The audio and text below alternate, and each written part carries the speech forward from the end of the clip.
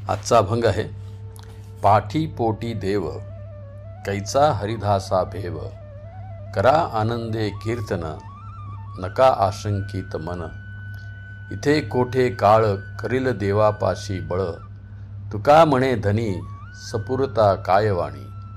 याचा अर्थ आहे, मागे पुढे भगवंत असताना हरिभक्तांना कसले भय आले, म्हणूनच तुम्ही आनंदाने हरिकीर्तन करा. कोणत्याही प्रकारचे भय किंवा शंका मनात धरू नका. भगवंत आपल्या सोबत असल्यावर मग काळाचे काय सामर्थ्य चालणार आहे. तुकाराम महाराज म्हणतात, आमचा धनी पूर्णपणे समर्थ असल्यावर आम्हाला कसली कमतरता आहे.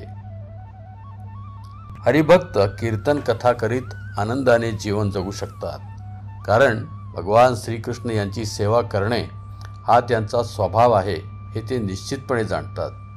भगवान श्रीकृष्णाचा विसर पडल्यानेच भय आणि संशय उत्पन्न होतो. श्रीमद भागवतमध्ये सांगितले आहे, भयं द्वितीयाभिविनेशतः स्यात्, ईशापेतस्य विपर्ययो स्मृतिः, तन्मायया तो बुध आपचेत्तं, भक्तैकयेशं गुरुदेवतात्मा. अर्थात भगवंताच्या बहिरंगा मायाशक्तीमध्ये लिप्त झाल्यामुळे जीवात्मा चुकीने भौतिक शरीराशी तादात्म्य करतो. परिणामी त्याच्यात भय उत्पन्न होते. भगवंतापासून परामुख झालेला असा तो आपण भगवंताचे दास आहोत ही आपली मूळ स्वरूप स्थितीही विसरतो.